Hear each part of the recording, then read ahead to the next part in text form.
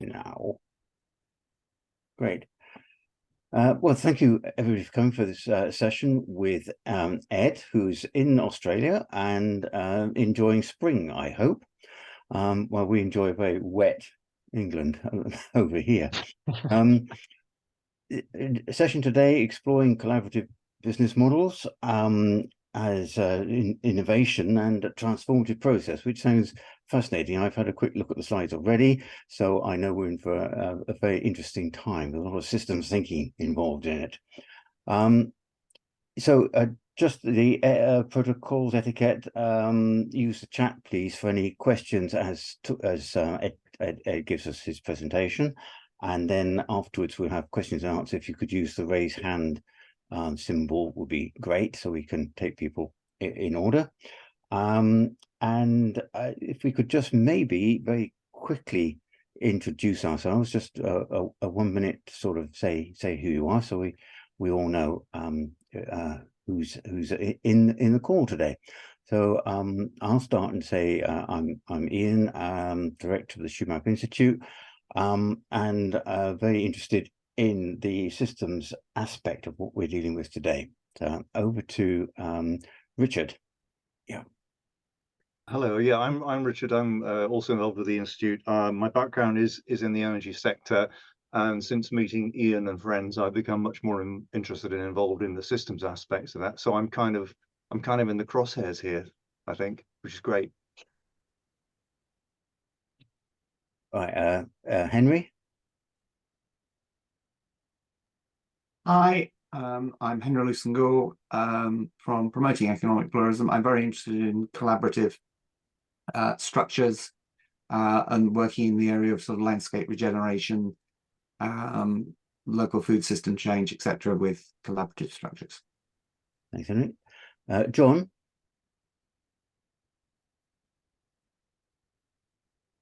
I never know how to introduce myself. My name is John Waters. I find myself at the intersection of a few projects, one of which is information retaining money systems, better able to match resources to needs in a way that models reality. Another is working a collaboration on large scale communications. But it's all far too much to go into, and it wouldn't make any sense if I try. So I'll pass it on to somebody else. Thanks, John. Beck. Morning. I'm Beck. I've worked in social care and health for about 30 years or so, and with groups who are very excluded on the edges, homeless people, drug users, high risk offenders, people like that. And I'm experimenting with freelancing, coming away from an organisation. And I've just noticed what I'm being asked to do at the moment quite a lot is to help organisations collaborate. There seems to be a kind of appetite for it in a very competitive environment. So there is this kind of paradox that is being kind of worked through in systems that are kind of giving signals that you have to compete all the time, which don't do those excluded groups any good at all. So that's what's brought me here. Thanks, Beck. Helen. Hi, I'm Helen Poulter. I'm currently a research fellow at the University of Edinburgh, and I work for the UK Energy Research Centre. My interest is really in economic regulation of the energy networks and looking at sort of adaptive governance processes, so transformative change, and how that can sort of be sort of taken up by network regulation. But also, as part of the theme that I'm on, we're currently doing a project which is looking at beyond experimentation, and we're kind of drawing in all our research from the past 4 years to look at how we can actually move beyond this sort of experiment process that we seem to be in at the moment, so we can actually start embedding things into the sort of governance structures that we have. So that's kind of why I suddenly thought this could be quite an interesting. I think we might be sort of looking at similar things that I could actually bring into that project as well. And that's why I came on the call today. Thanks, Helen. David. Hi, yeah, I've just joined the Institute as a fellow, so I'm relatively new with this, so it's a little bit of a sort of fact-finding thing, but my background is undersea engineering, so very large scale projects involving sort of cross government and industry collaboration. But more recently, something completely different, sort of helping particularly young people get into the outdoors. I'm a mountain leader as well. Interesting to talk to you, Beck, about, because we do work with quite a lot of marginalised groups around Bristol. And the sort of wider interest around that is the social side of sustainability and how we can affect behaviours and by exposure to nature, etc. So a little bit meandering, but I'm sure it's all connected somewhere. It's a system. There you go. Thanks, David. Bruce. Good morning. I'm a program manager and system architect, and my interests are in management systems. And I've been, my background is systems engineering, and I've been working with INCOSE and the ISSS to deepen my understanding of general systems theory, and INCOSE to start looking at sustainable cities and communities, and all that entails. So that's me. Thanks, Bruce. Kathy. Kathy Meakin. I'm a freelance ecologist, and I'm a friend of Richard's, and at the start of project work that may involve collaborations, and Richard always going on about business models, so I thought I'd better find out what he actually means. So why not give it a go? That's why I'm here. Thanks, Kathy. Johnny. Hey everyone, good to meet you all. Sorry to be camera off at the minute. So I work in the space of systems change and transformation in various sectors, organizations, regions with a group called Bounce Beyond. So yeah, very much looking forward to this session. Thanks a lot, Johnny. Brenda. Is Brenda there?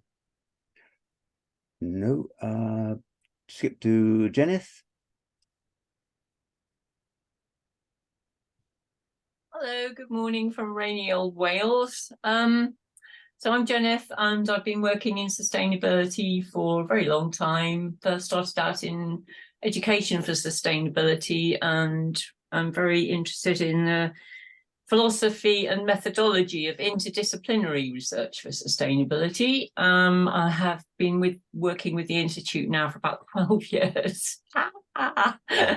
Yeah, I'm really been doing some work with my colleague Vala Ragnarsdottir and various others on economic change, a new economy, and transitioning, economic transition as part of the wider interconnected sphere of transitions.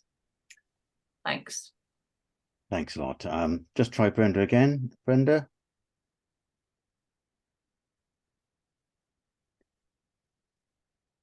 Hi, Brenda. You're muted.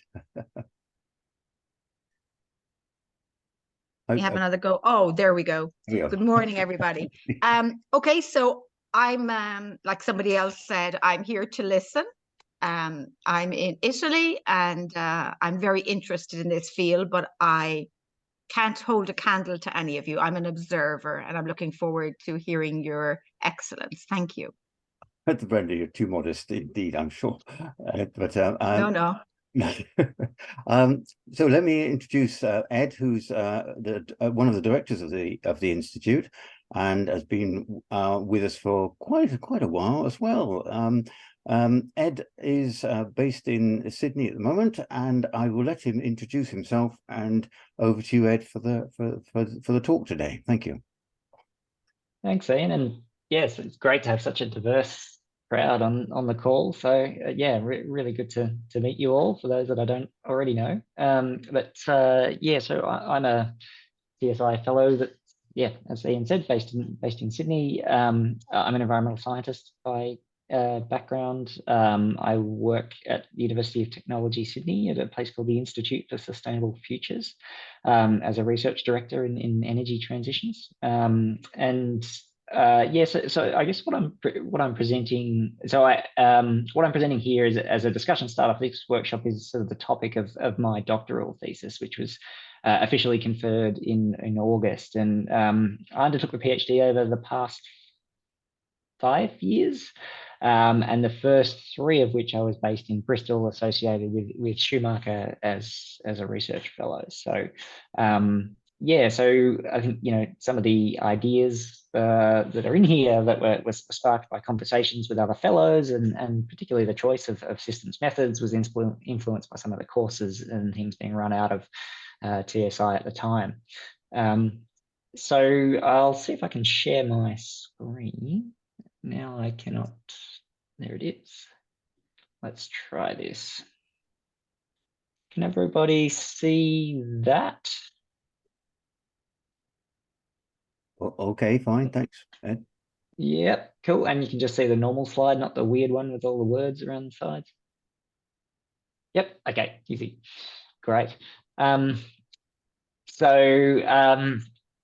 Yeah, so you know, I'm now back in Australia, obviously, and I guess before I begin on you know, this discussion of collaborative business model innovation, I'd just like to acknowledge the traditional Aboriginal owners of the lands that I'm dialing in from, you know, the Gadigal people of the Eora Nation, and pay my respects to their elders, past and present. I'm not sure how familiar everybody is with Australia's colonial history and the details, but I'd like to recognise that the sovereignty of these lands was never ceded. So let me just first give you a bit of context about, you know, why I started this research and why I've looked at energy businesses specifically to explore some bigger organisational questions. So I've worked in the Australian clean energy sector for about 20 years, and over this time, it's really gone from a greenie enthusiast sideshow, if you will, to a dominant force that's squeezing fossil fuel incumbents out of the market with coal-fired power stations progressively mothballed as they became financially unviable sooner than people predicted. And so, you know, the momentum that the sector took on once solar and wind officially became the lowest cost sources of new energy in the market was really phenomenal. And so you had this lineup of businesses stepping up to deliver a project pipeline that for several years has you know, well exceeded, you know, 100% of Australia's demand. So I guess to illustrate where we're at, maybe like about 6 weeks ago, I think, on a sunny Saturday afternoon, the entire state of South Australia was the entire energy demand of the state of South Australia was met by rooftop solar alone. So in Australia, you know, the energy transition has really been led by distributed rooftop solar on people's homes. So there was, you know, there's been a lot of talk about how the energy transition is not only kind of decarbonising, but was also democratising, and, you know, reducing the power that citizens I guess, yeah, reducing the power that distrusted large companies have over our energy future by empowering citizens and communities to take control of their own use and supply. And, you know, I think on the face of it, you know, that's a really nice storyline. And so far, I think there's a lot of truth to it. But I guess there was something nagging at me, and, you know, because you've also got the old incumbents circling around, buying out the profitable new innovators. And it made me think, you know, after the dust settles on this kind of once in a lifetime energy transition, might those kind of citizens and communities end up being exploited by the same powerful institutions that they were attempting to escape in the first place, but this time with kind of shiny new distributed technology. And that really kind of got me thinking about the question, if we can eliminate the tensions in business models that cause misalignment between public and private interests, like we're seeing in the energy sector, is this actually sufficient for businesses to help us, you know, deliver an economy that exists within planetary boundaries and delivers on societal needs? Or are there other things, other institutional settings and processes that we need to shift to change whom our businesses serve? Now, while looking for interesting organizational cases, I stumbled on this one that kind of foreshadows where I ended up heading. And it's that of the multinational utility group, Enel, who you may well have heard of. It operates in over 30 countries on 4 continents. It does electricity supply and distribution. It was public originally until it was privatized in the 90s. So working as a traditional utility from a natural monopoly with a hierarchical culture and a closed approach to the outside world and very little innovation. So You can see a couple of quotes here from their website, and it's saying that, you know, to be socially impactful, they're taking a strategic approach of openness. Sustainability needs innovation, and innovation is useless unless it's oriented towards sustainability. And, you know, that sounds nice, right? But, you know, is it corporate marketing, or is it something of substance? And, you know, generally, I'd assume the former. It's usually pretty safe bet. But until you look more deeply in this case, and they adopted an open approach across the organization in 2014 after trying to operate in renewables and new energy markets and finding that their decision making just wasn't quick enough. These new markets ran on a different time clock, and they meant that they had to update their approach to innovation and change. So they completely restructured their operations into a kind of coordinated innovation function, developed a platform to share ideas internally, and then opened up that platform to external innovators, joined research partnerships, fostered relationships with startups and innovation hubs, entered into commercial partnerships with them to scale them up globally using their business lines. And after some experimentation, they actually avoided taking equity, as they found that they were sabotaging their acquisitions with their heavy governance.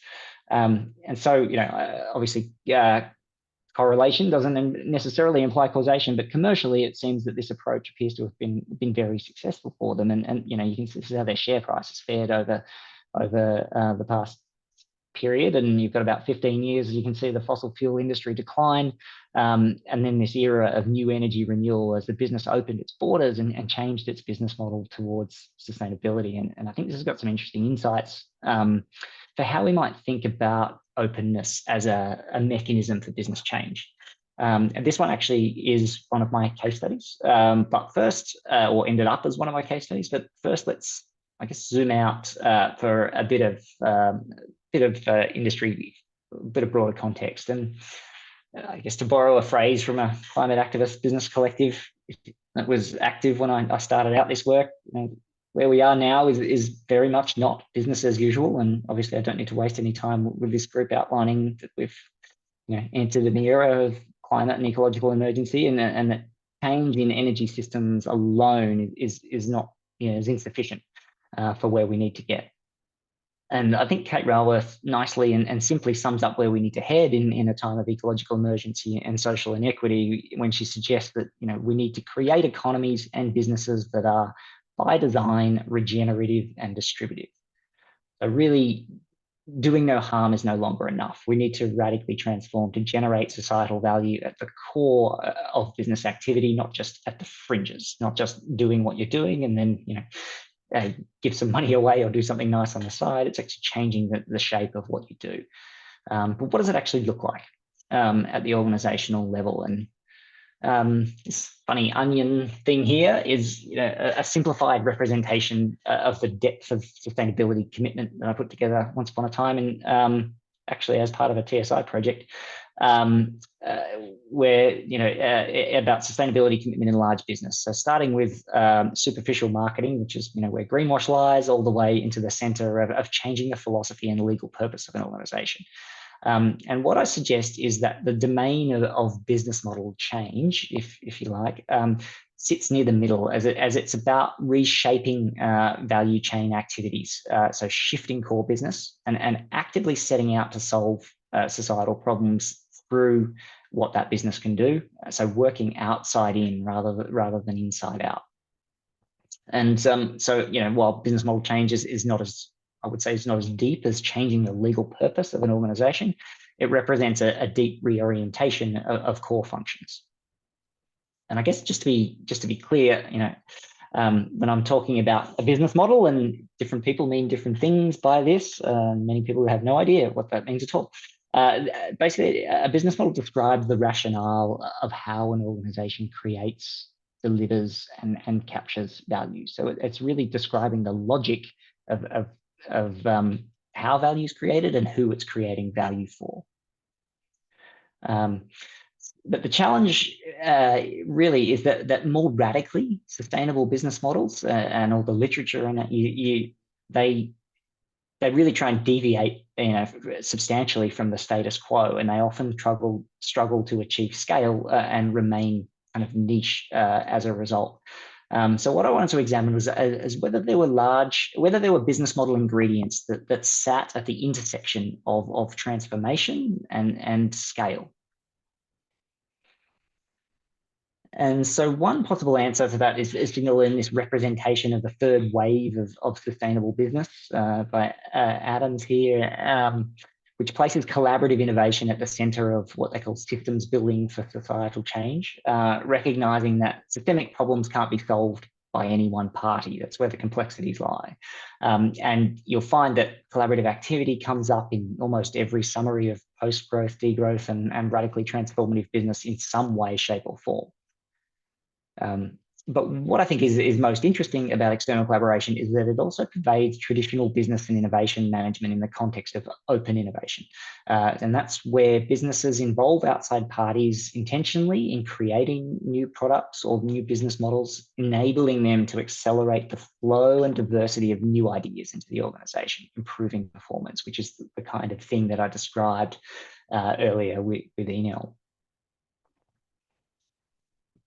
So respected analyst John Hagel at Deloitte has even argued that the need to collaborate is effectively inevitable, given that digital disruption and these shorter product life cycles that we have across the economy are reinforcing the innovation advantage of more nimble organizational forms and making it easier for organizations to interconnect their capabilities. And he argues that companies are becoming more specialized around one role, and they're increasingly accessing innovation capabilities that are no longer in-house via these trust-based, loosely coupled relationships with those in their innovation ecosystem, if you like. And so he suggests that this means that even large companies will need to collaborate in order to unlock this collective knowledge of the ecosystem and become part of a transformation rather than just being impacted by it. So in essence, I'm really interested that if we're going to be collaborating one way or the other, can we get the process right to shift business towards being in service of society? Which brings me to the core or the central research question of the thesis, which is under what conditions does opening the business model to external collaboration lead to richer societal value creation? Now, to hone in on organizations that have actually let external collaboration influence their core functioning, I adopted the lens and the definition of the open business model, or OBM. Now, what that is they're organizations for whom collaborative relationships with a broader stakeholder ecosystem are central to explaining the overall logic of their business model. So you can't really explain what they do and how they create value without referring to their collaborations, basically. This can be blurry because many businesses are open in some respects and closed in others, and all businesses maintain lots of supplier relationships. But to be clear, I define collaborative relationships as ones where there's mutual benefits and managed flow of knowledge across the organizational boundaries, which distinguishes them from like transactional supplier relationships. Now, I don't often focus on the methodology in other groups, but this is probably of greater interest in this kind of systems crowd, so I'll pause on it a little, I think.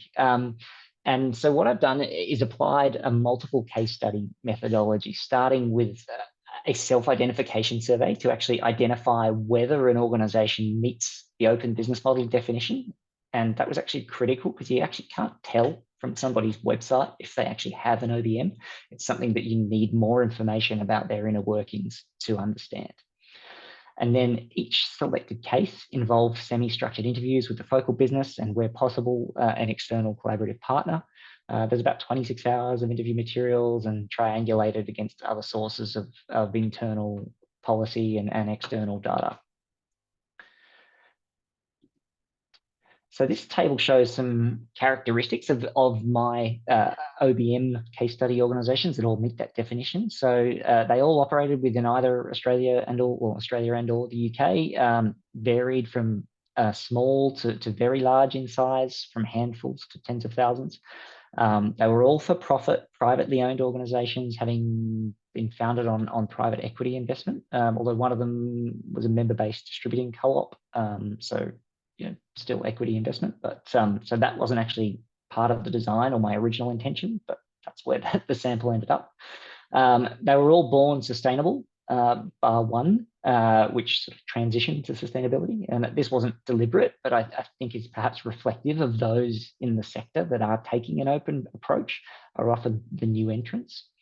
So the kind of organizations I had, an energy retailer, a data company, renewable energy co-op, multinational, that's Enel that I was talking about, energy software platform, renewable energy investment company. So these are the kinds of, so quite diverse in what they do.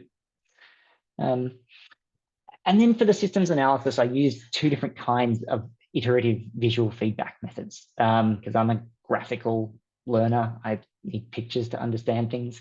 Probably part of why I chose that. But the first that's not shown here is business model value mapping, and that's sort of to clearly identify the social, environmental, and economic value exchanges between the parties. And there's sort of two reasons for this, and it's, you know, to receive company validation of my interpretation of how they work, and highlighting any clarifications, but also to reveal insights about, you know, how and to whom value accrues. And so that's really documenting the structure of their business model design.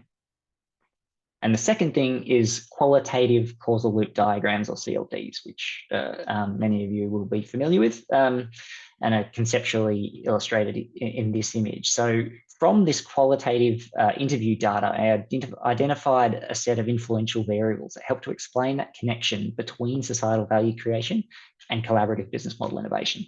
And then identified a series of relationships between them, which are indicated by arrows. And then when I put all of these relationships together, you end up with a series of feedback loops that are an emergent property of the system. So these feedback loops either accelerate or slow down the dynamics. And once I built one of these for one organization that was representative, then I took that model from one case and overlaid it on the next case to see if it fit, and then evolved it until it actually fit both organizations, and then till going all the way through the case and through the different cases to ultimately develop a common model that applies across and is relevant across all of the OBMs. So what did I find? So this is a fully zoomed out version of the CLD common model. It's clearly not intended for you to read, but it shows you why they're kind of called spaghetti maps a lot of the time. But the circles and arrows are the variables and relationships I described, and they can be overlaid with a series of colored clouds that indicate thematic clusters of variables. So this whole of system view demonstrates really that to understand the dynamics of societal value creation in these OBMs, you need to understand business model design and business model theory, which is, you know, about value creation and capture, the orange and red clouds. You need to understand open innovation processes, which is the green cloud. And you need to understand broader organizational design and governance, which is the blue cloud. And that really critically controls how the rest of the system operates. But the main reason I'm actually showing you this image is to point out that most of the focus on sustainable business models, literature and things is on business model designs as these kind of patterns that you can copy or replicate. And, you know, if we just structured things like this, then we'll be sustainable. But I think you can see from this inset or overlay here that, you know, where business model design, represented by my little, you know, value chain analysis image here, it's actually just one small component of the overall system embedded in a couple of variables in there. And so what I found is that sustainable open business model designs vary widely. You know, there's hundreds of them.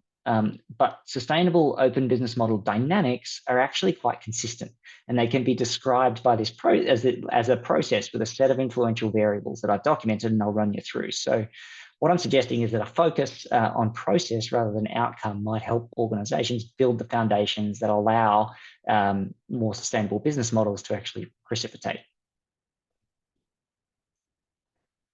Now, for the system nerds, there's an online interactive presentation of the CLD model that gets through the dynamics to allow the complexity to unfold, if you like, so that the user can grasp each concept, one at a time. It's on Kumu with underpinning quotes and evidence from the cases on each node. Way too detailed for anyone not going through it themselves. But I identified 6 influential feedback loops and a set of key variables that control the dynamics. And I normally skip over that and don't even touch on this, but for you guys, I'll just dip into one feedback loop to give you a feel for it before summarizing the broader CLD findings at a high level. And what you see here is what I call the long-term value reinvestment loop. Within which customer value creation drives product uptake, revenue, profit, and ultimately reinvestment in value creation. Sort of the engine of business. But whether it actually supports societal value creation depends critically on 2 variables. The first is stakeholder value alignment in the business model, which is the design part, which relates to that nested element that I showed you earlier. And that dictates, whether the expansion of an organization's core products and services inherently represent a net gain in societal value. And beyond the criticality of the design elements,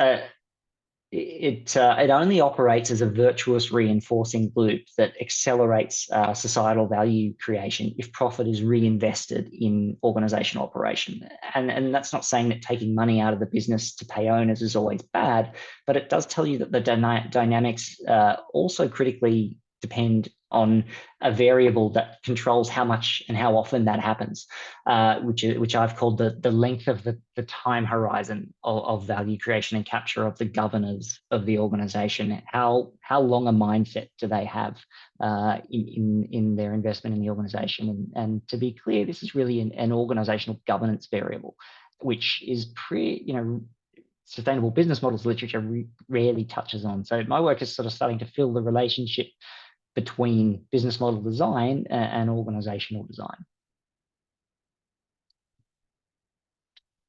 So just zooming back out again, this is a simplified kind of linear summary, if you like, of what the CLD tells us rather than going into the details. So firstly, opening the business model to external parties doesn't inherently drive societal value creation. So for that to actually occur, a set of critical conditions need to be true.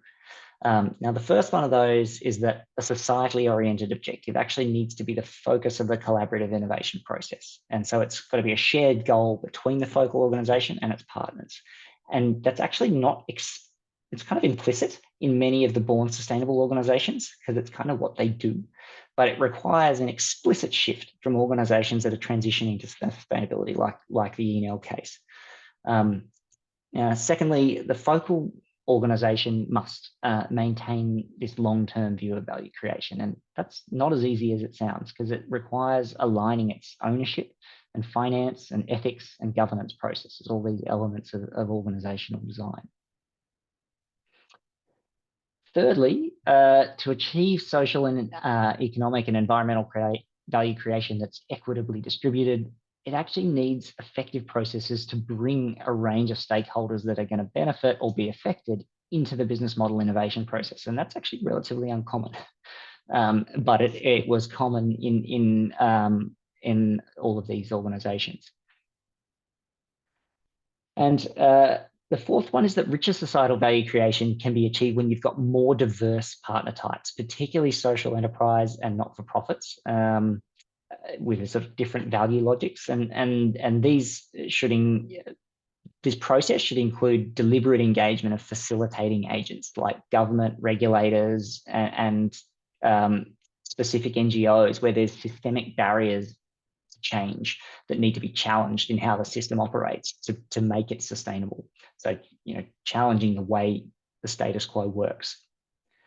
The fifth one is that legacy tensions in participants' business models must be identified and fixed. And if an organization isn't willing to actually recognize the problems in its business model and address them, it's going to fail. And there's some interesting examples in the cases of where partnerships have failed as a result of power imbalances and embedded incentives in business models from organizations that actually didn't really want to change what they were doing. And then number 6 is that an ecosystem builder or empowerment mindset in the focal organization is something that came through really strongly. And what it actually translates to is a genuine willingness to share value and power. So it's this shift in thinking from maximizing value capture for the focal organization, which is this competitive framing, to achieving the most rapid or effective system change, which is a collaborative framing. And that was something that I didn't expect, that was an incredibly strong thing that came through in the data. And then finally, managing over collaboration is also really important, because more collaboration is not always better. Organizations need to, collaboration costs time, and more, you need to recognize and carefully manage the transaction costs of partnership to ensure that there's this complementarity between the skills and resources.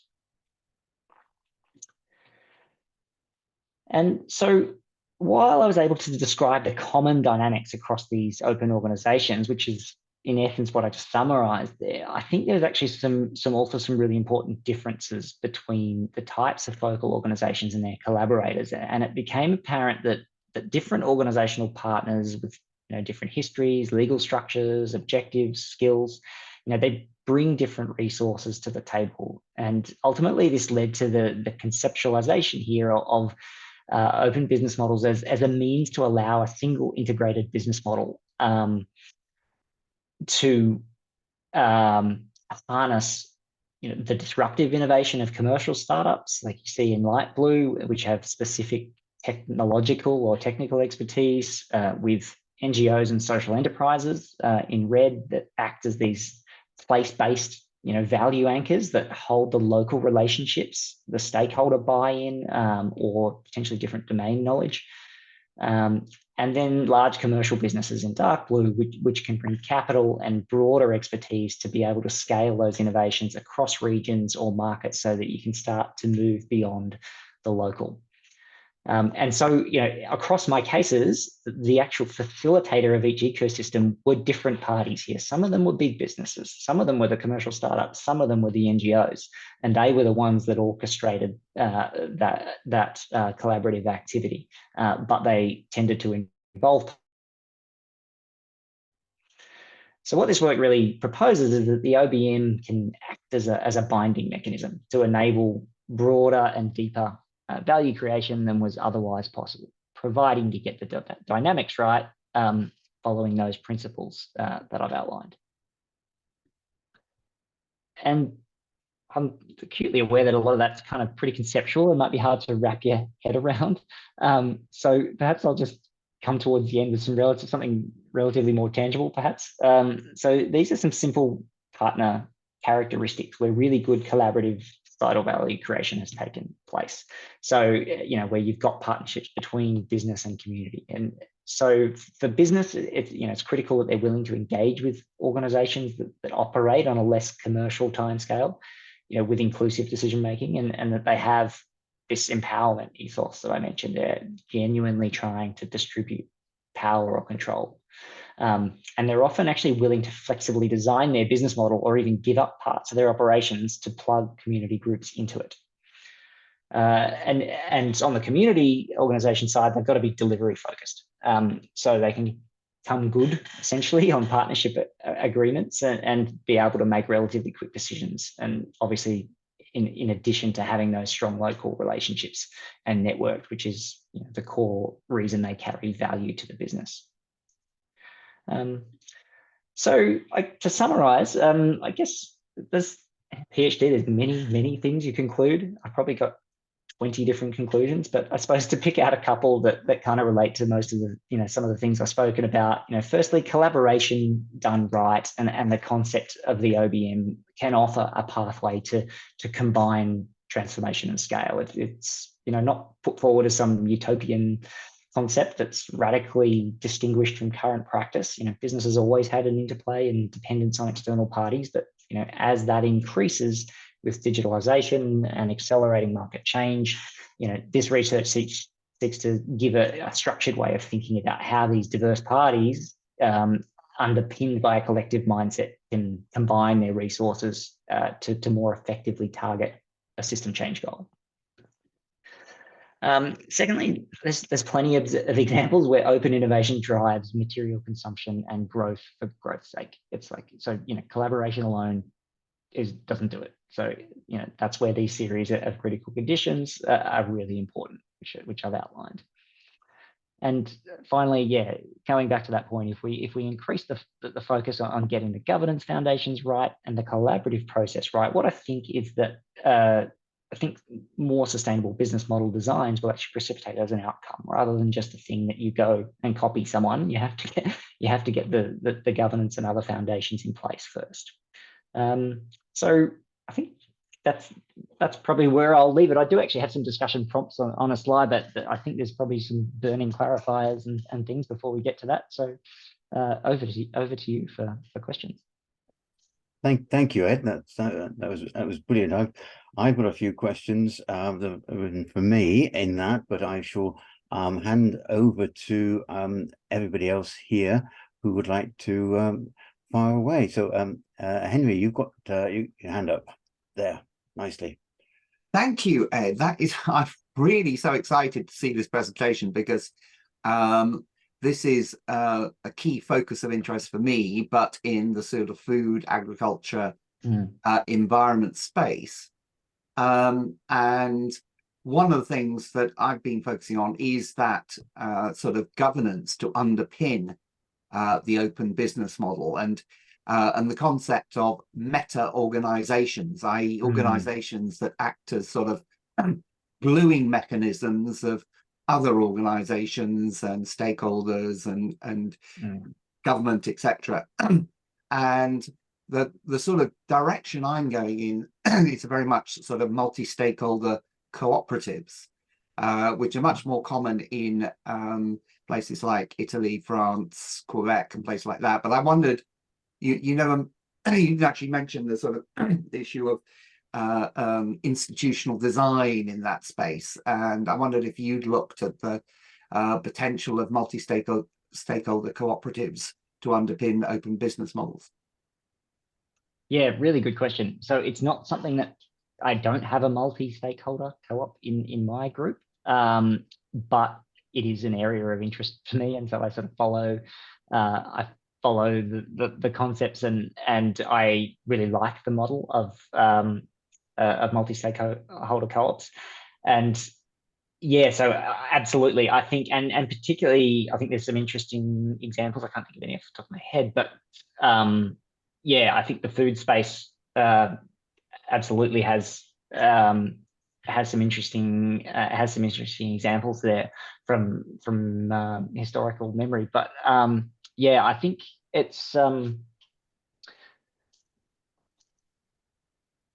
we don't have much experience with multi-stakeholder co-ops in Australia. We have we have many more single stakeholder co-ops in Australia, and so we're exploring that model in certain, like at the moment, in things like industrial ecology type precincts, circular economy based precincts, where you've got a whole bunch of people that want to work together, but they're not really sure how.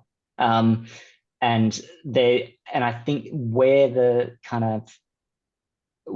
some of those conversations are going at the moment is sometimes you might need different organizational structures for different parts of the transition, about how the collaboration builds over time. If there's no one stakeholder that kind of brings it all together at the center, like is more the case in my particular examples. But yeah, I don't know. Do you have any other further reflections upon that? Well, I think you're absolutely right that the multi-stakeholder co-op concept is relatively new in Anglo-Saxon circles, I think. And certainly I spend all my time, a lot of time anyway, talking at events and so forth, and meeting with people in the landscape regeneration area, and people have just not considered it. They think markets automatically, they think contracts, they think individualism, and it's like they're sort of hardwired to approach it from this perspective. But I think it's also highly applicable, as you say, in the area of circular economies as well, which I've also, I mean, I haven't done work on, but I've written about, and I'll share the article. But I think this is a really exciting area, and it means government can also get involved. I think it links to the idea of missions, the Matsukata idea of missions, the sort of structures you need for that. And the ability to effectively reshape economic relationships around common good. Right. Yep, absolutely. Thank you there. Helen, you're next up with a hand here. Hi, that was really interesting. Thank you. And there's definitely some sort of similarities coming between what I've seen when I was looking at the energy, the world, and kind of what you've come up with as well, that we all end up sort of going governance and process, which is really interesting. And then I'd throw in a bit of coordination in there as well, which is what we're seriously lacking in the UK at the moment, is we've got, you know, so much kind of, oh, let's do all the collaborative business type things. We'll put everything in this space. We'll do everything customer focused, but then it's just left. And there's this total lack of this coordinating body. So that's kind of in there as well. And the one thing that I'm quite interested in, I'm trying to get a sort of grant funding for as well. So it could be quite interesting to sort of chat with you about this actually. Is looking at the value capture side of it as well.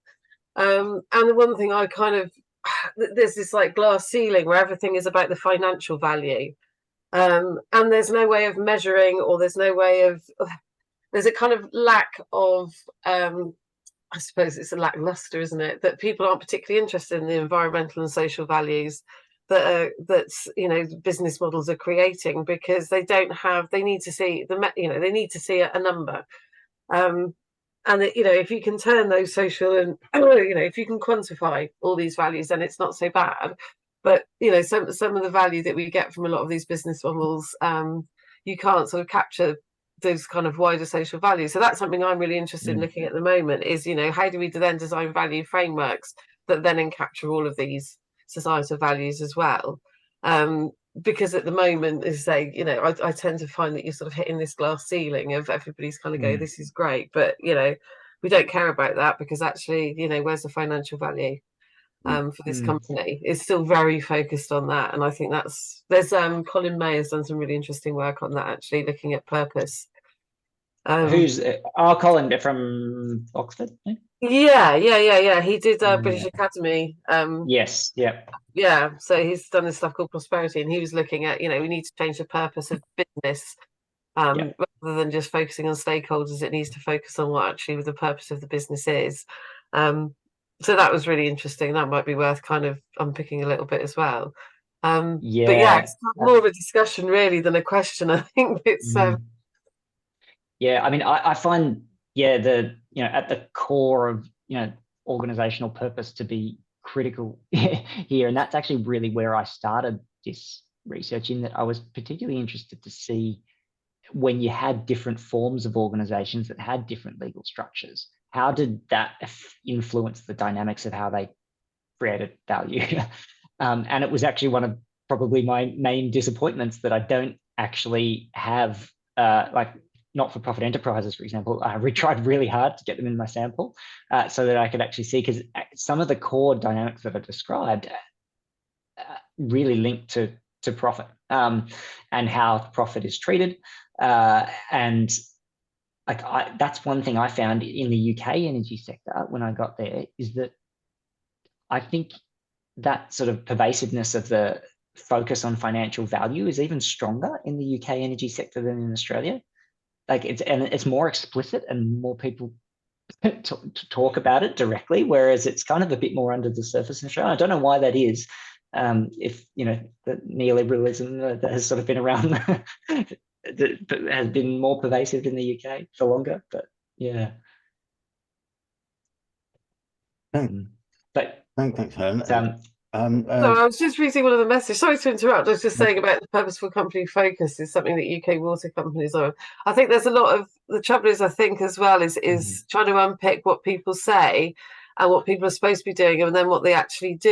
It's like with Ofgem tried to make a very customer focused price control recently and then just completely ignored everything the customers wanted and did what Ofgem did anyway. So it's kind of this, trying to unpick what people are actually doing and what people are saying perhaps as well is quite an interesting focus as well. Yes, and plus ça change. Yeah. And I did actually, I forgot to mention that I completely agree with you on the coordination side of things. Like the role of intermediaries in this space to get these things started is super important. And we actually, one of my cases actually came out of a process that was run by government that brought a bunch of stakeholders together to try to tackle some of the biggest challenges in the sector. And they got around and said, okay, we know this is a big issue in the future. What do we do about it? And then they put together a bunch of people. They formulated something, an approach. They started building some code around it. They weren't really sure who was going to own it or what it would become. And it was sort of auspiced by one leading company.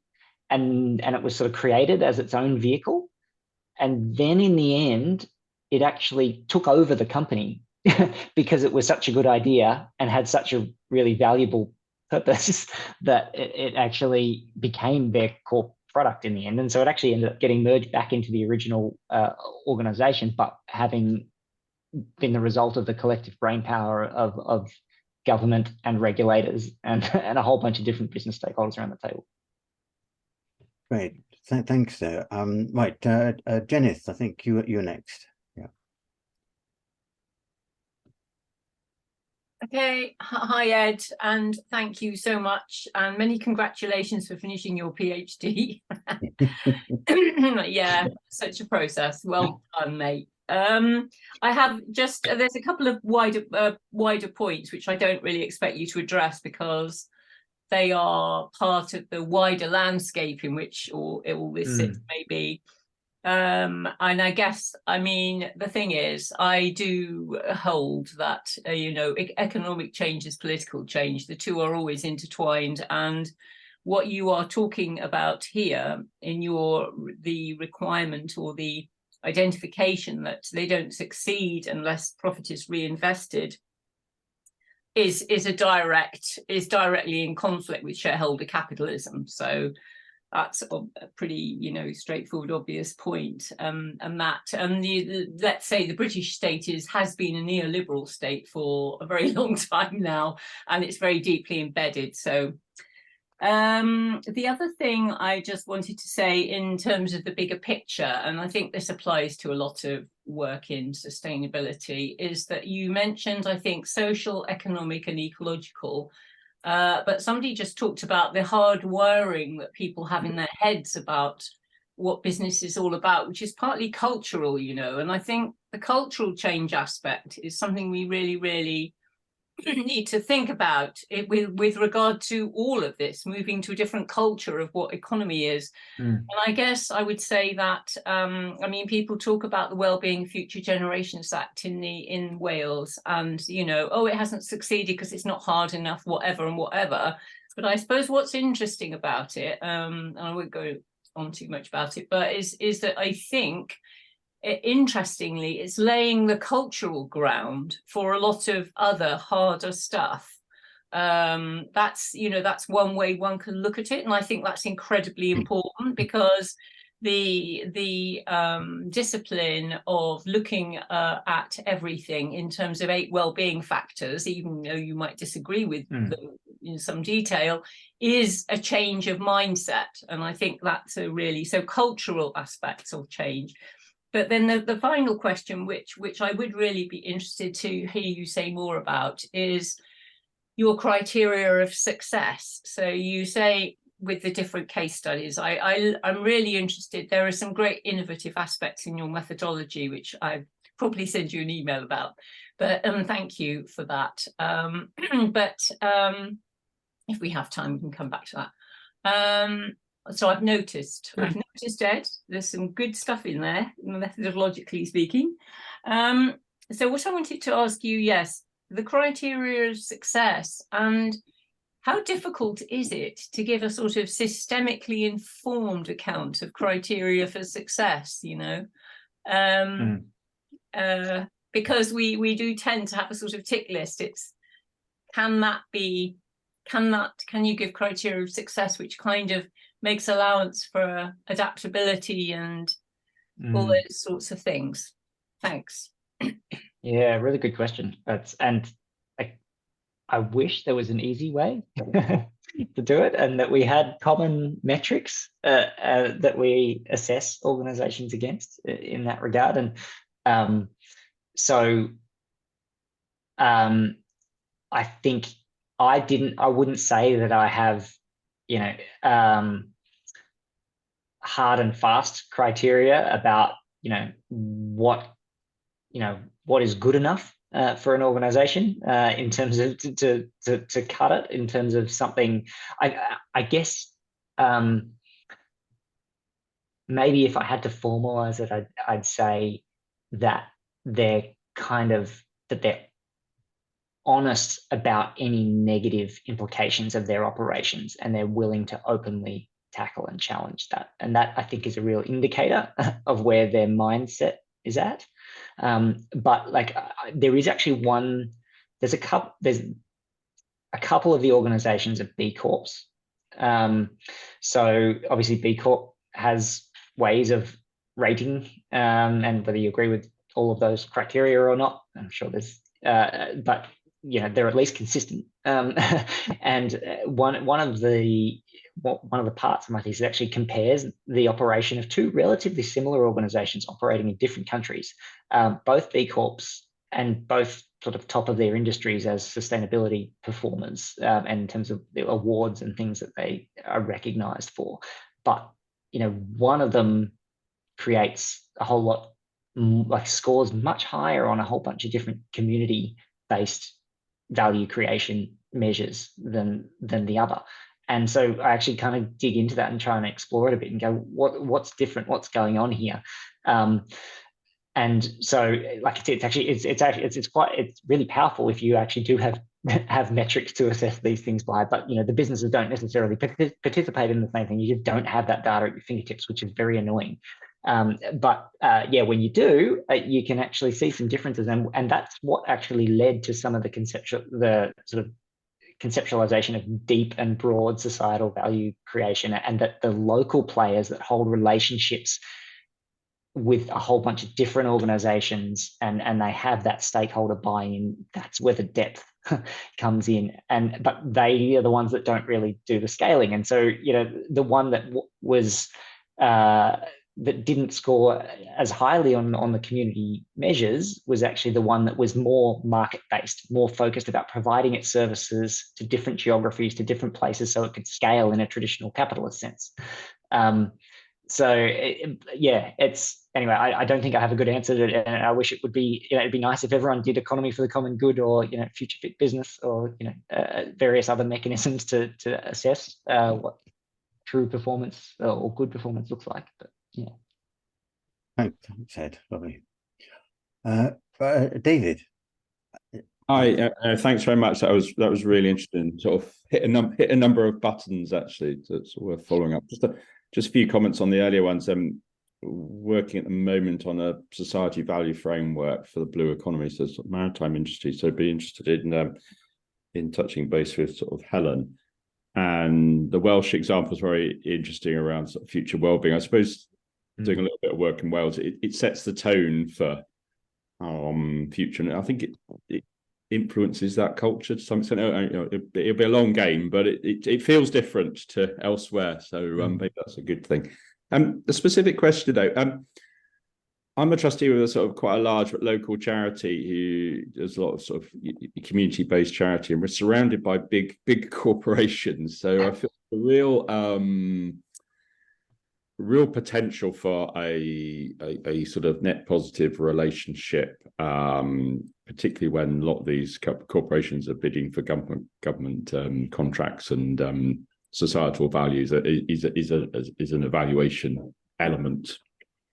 And do you have any particular sort of tips or strategies for sort of engaging with that It doesn't sound sort of good to go in and say you need to completely change your business model, but at least sort of starting that sort of conversation, because I feel it could be quite positive if approached in the right way. Yeah, I think it so depends on the organization and where they're coming from and what their leadership looks like, and you know, what are the, you know, where they're at in their evolution. But yeah, I'm not sure I really have a good answer. But it would be like, I think that's kind of an interesting topic of conversation for this group and for TSI, is like, if, you know, what kind, you know, where might these, like, how could someone like Schumacher help to facilitate this sort of thinking, or these kind of practices, to get more people involved, either through provision of, you know, training or services, or I don't know. That's a really great question. I don't know if you have any thoughts on this, Ian or Janet, as the long timers in the Yeah, I'm going to refer to Richard on this one. He's been bashing away at this for quite a long time, I feel, and there is definitely sort of a role somehow for this intermediation around social value in innovation. And I think you know, you have models of sort of catalyst organizations very much around commercial innovation. Things like Innovate UK, for example, doing this, but we haven't really got anything that's doing it with a very definite social ecological value system in place. But I think that's where, Richard, you might have something to say on this. I know you got a question as well, but what's your experience and thoughts on this? Well, yeah, actually, it plays very nicely. What I was going to say was that I've been working with what was formerly called Western Power Distribution and is now called National Grid Electricity Distribution, and helping in the preparation of their business plan, which went live early this year. And they always had a license requirement under Ofgem to have special measures for people who are what they call priority services register, people who are vulnerable. And they also had a broad sweep of things to do with the environment, and that's come under a much sharper focus, as Kathy will attest to, in things like having to achieve a net positive biodiversity net gain in any activity that they do, like making new transformers or putting in power lines or that sort of thing. And they rather cleverly pulled all of these various threads together under something they called the social contract. And giving it that name means that it had a much higher profile. It wasn't just the sort of thing you did in your annual report, glossy brochure thing that was at the back, and you know, we funded this charity and that charity. It actually put a bit of a wrap around it, which means that one of their directors was directly accountable for how they were doing, and things got reported about through it. Now, that may well be a little bit clunky, but I think it sets the general tone and the general direction of where they want to go. I mean, it also included things like, well, how can we increase our volunteering capability, where our staff actually want to get involved in their local community and doing STEM educational outreach, and who knows where we may go. I mean, Kathy might want to come in on that, because I think there are possibilities for doing all sorts of very interesting things where the boundary between the company and their social and environmental context becomes a bit fuzzy. That fuzziness, that permeability, I think, starts to open up the possibility for more collaborative, more directed collaborative approaches. And one of the things that we did locally was road test the idea of putting solar PV projects on schools. So we did that with our local school, and Kathy knows all about this, but also, and I'm not going to steal her thunder too much, to do with biodiversity as well. So it's a toe in the door. It's a wedge that's beginning to open out, and so listening to all of this, it starts to make it a little bit more.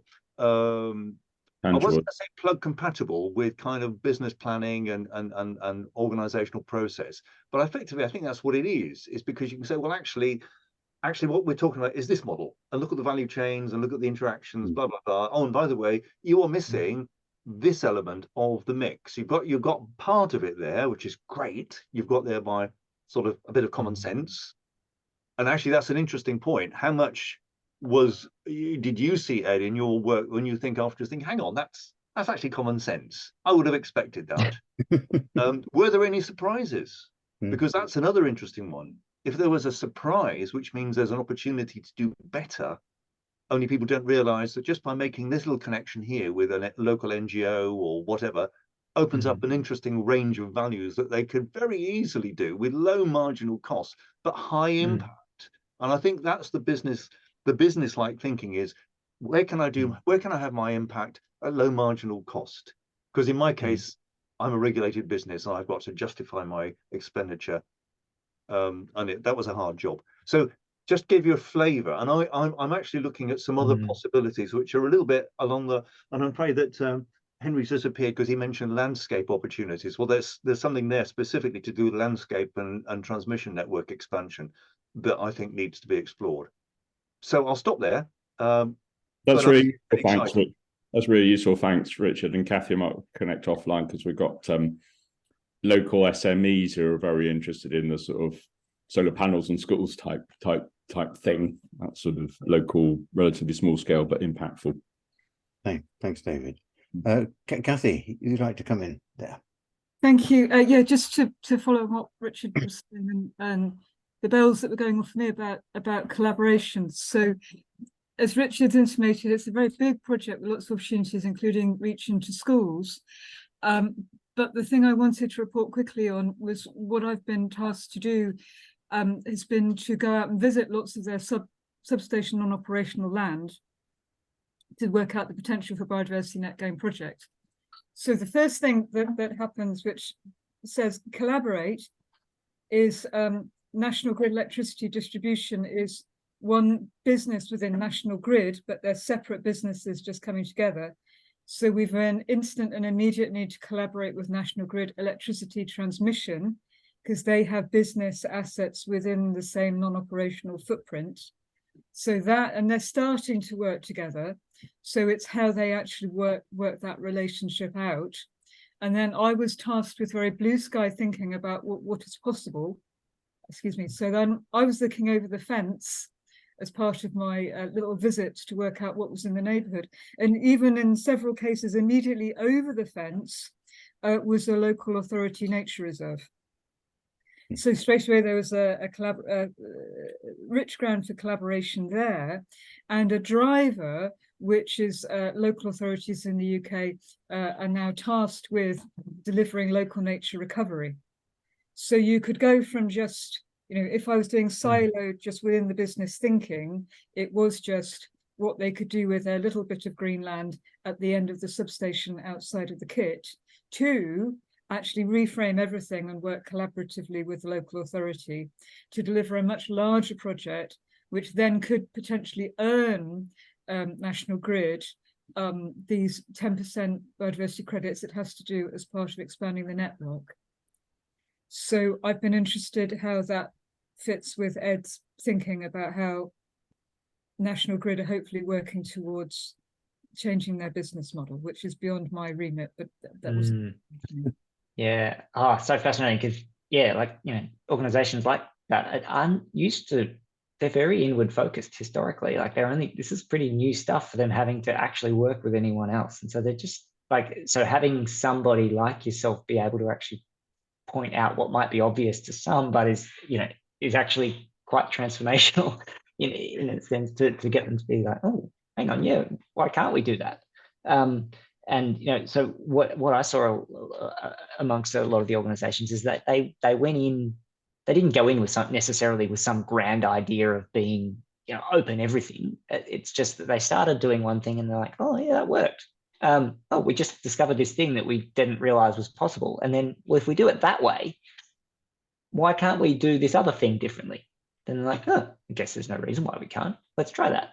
And then 10 years down the track, then the way that the whole thing is structured has begun to morph and shift quite radically. And that was one of the things that I actually found most fascinating about the Enel case. Their whole thing is about shared value, and they have all of these born sustainable organizations have are pretty informal in the way this stuff happens, and it's kind of intuitive to them. But for a big multinational, the processes they've got to do to set up this kind of thinking and to get everyone different verticals kind of on the same page and very structured. And they have tools and matrices and things to be like, oh, try to understand what this stakeholder wants, what this stakeholder wants, this stakeholder wants. And then, all right, where's the common overlap that actually delivers on multiple people's goals at once? And I said to them, like there's some great examples of what of the things that you've encountered through this process, but like, can you do this in every market and every product line that you've got? Like, will you always find shared value? And they're like, absolutely. It's not hard once you start. And I was like, really? I found that quite surprising, but it is interesting when the whole thing is set up and they get good at looking for the opportunities and train the people to look, to do that, then they start to see things in new ways. Yeah, I can share some of the tools and stuff that they use, if that's of use for big utility type circumstances. Thank you, Ed, and that's good. Has anybody got any more immediate questions? Most of mine have been asked and answered very nicely by Ed already. The one thought that I've left with was the different, what I call clock speeds of different organizations. This is the sense of their sort of strategic thinking in terms of the industries. And you have things like the sort of electricity transmission networks and the water systems, which have what I call very, very long time horizons in their thinking and planning. Whilst at the other end of the scale, you've got sort of very small businesses which focus in much shorter terms. And they tend to correlate a little bit with what I'll also call the massiveness of these organizations. And they have huge momentum. It's very difficult to change and shift directions till small outfits are very much more nimble and can disappear and come back and reorientate themselves very quickly. I was wondering whether there's a sort of a potential for those trying to initiate these collaborations actually trying to get a bit of alignment in terms of clock speed, so that small organizations start thinking in much longer term frameworks and that match more closely with the sort of the massive collaborator that might be in there that they're working with, and trying to sort of offer something which is there in that longer term strategic thinking. It was just a thought whether that is something that we could develop. I also very much like the idea of an organization like TSI sort of taking on much more of an initiation role in terms of bringing this together and exploring opportunities. And it does seem to cry out a little bit for a bit of systems thinking to sort of see where those points of connection might be and the leverage points that you could put in there to sort of generate better social value everywhere. So those are my thoughts. But I see that Beck, you've got your hand up. Yeah. I just wanted to bring it into the space. I think that we're talking about people and relationships in collaboration, and then we're talking about culture, and then we're talking about metrics and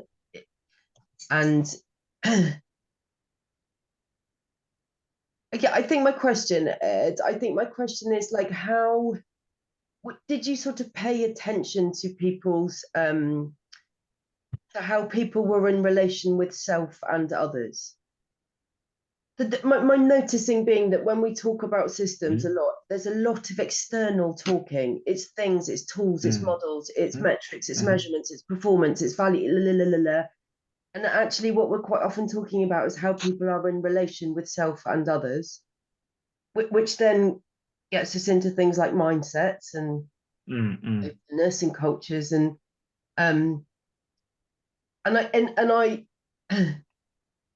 I think my wondering is because it's so hard to measure things like how you are in relation with yourself, that then it becomes a blind spot, that there is not a lot of attention paid to it, when actually that is the very thing that is going to enable you to be in a different relationship with others, that then brings openness, that then brings change, that then brings a kind of a kind of willingness and a risk to think about the harm that my actions might be bringing, as well as the value that it might be bringing. Yeah, great, great point. Yeah, I think, I guess just one quick thing on each of, I guess, relationship to others and relationship to self. In terms of relationship to others, there is a component of the system dynamics that's really about the nature of relationships between collaborators and how they work together. And I think one of the key things that came out was that this so often in business, relationships are transactional, but in these cases, relationships were deeper than that. They were purpose-based, and they weren't about, like, because they were collaborating on something above themselves, of a purpose above themselves. There was no necessarily an immediate thing that they had to get out of that relationship. They would just get to know that person and that organization, and ultimately entire relationships between organizations would fall down with one person leaving, even between large organizations. So, like, you can't overlook the personal connections there, and the relationship with others. But in terms of like how you see yourself, like this is a whole thread in the Transformations conference that we had in Sydney a couple of months ago, and there's just so much work going on in this space because it's so important. But I think one thing that was common in a lot of these organizations is that the perspective of executive and senior leadership and their position, they saw themselves as part of a system, and that they weren't, like, the traditional mindset of an organization out there to, make profit, it seems to be, we're going to win this thing, we're going to own this transition, we're going to dominate, and you guys, are going to eat our dust. And all of these organizations have a completely different way of thinking about it. Like, oh, we're part of, this is where I was thinking about the ecosystem builder thing, is that, we are just one of a series of organizations working towards this thing. We'll do something. And actually it's in our interests to have all these other people working around us towards this thing too. And yeah, we're not going to solve it. We're not going to own it. We don't want to. And so there is this different way of thinking that the upper levels of the organizations need to have, and what I don't know what that relates to or where it comes from necessarily, but it would be good to know. Yep. Right. Good there. Jen, you got a point. Yeah. I was just going to try and come back to the interesting methodological points I noticed, which I know as soon as you say that word, everybody thinks, oh, well, that's not going to be very interesting. But I think they are, because the point about methodological points is that you can steal them. So you think about how you can use them to do your own stuff. I'm just trying to sort of remember exactly what they were. I mean, the main method that you used, which I have never actually heard of anyone doing this before, but I dare say you may have some other references in your PhD, was to get these case studies, which you sort of felt were going in the right direction, and you chose them according to these criteria. And that's what I was asking you about. How do you choose them in that set? And then you tried to model what they were doing using CLDs, if that's correct, if I got it right.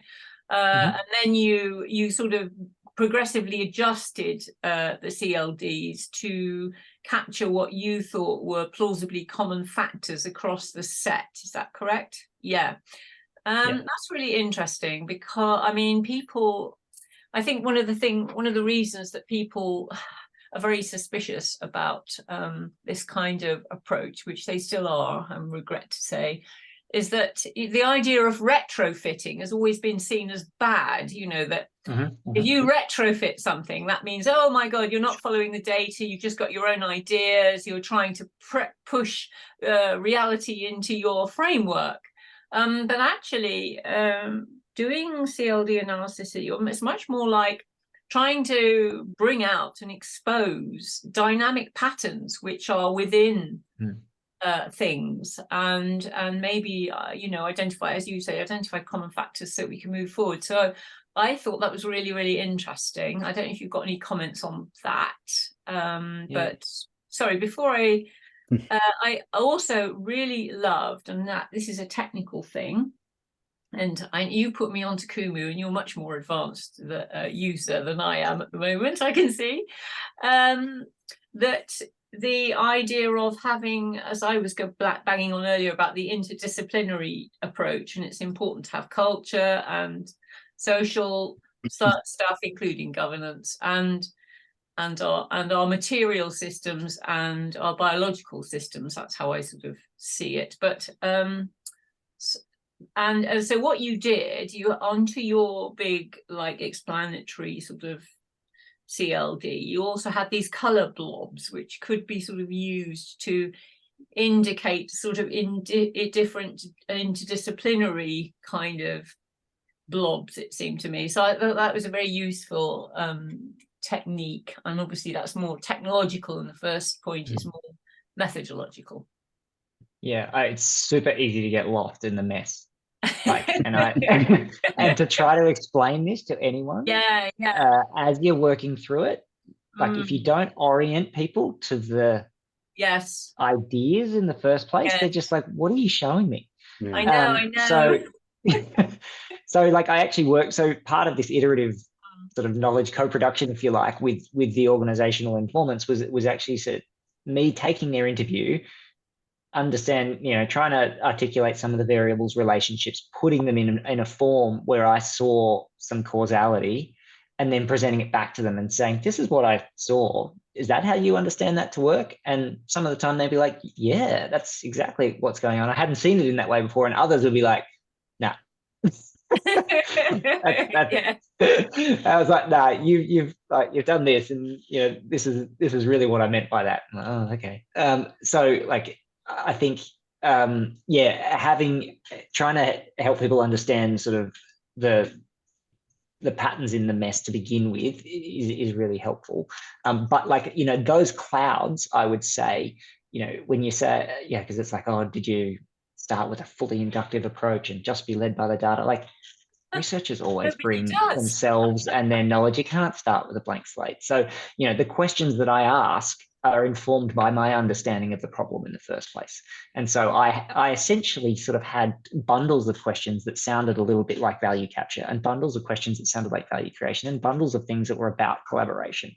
And so, you know, those things didn't appear from nowhere, but they do end up getting represented in the system. And you look at any CLD, big complex thing, there's always regions in that at different parts of the system, which you can kind of say, oh yeah, that bit describes this, and it's sort of helpful. But yeah, just quickly, the process of overlaying I'm not aware of anyone having done that, at least in an organizational case. It tends to be the most interesting, or the thing that people go, oh, that's different most commonly when I present on it.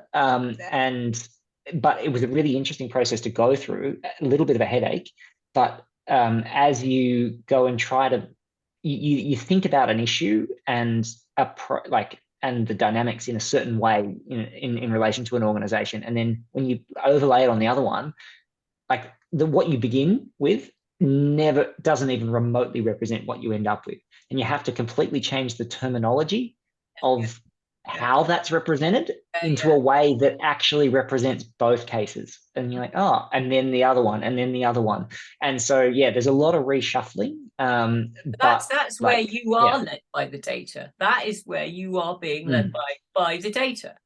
Is essentially. It is. Yeah, absolutely. And I think, and it's also where the external verification is important, of actually, you know, showing it to the people is like, you know, no model's right. Some of them are useful, but you know, does this explain something about your understanding of the system you work within?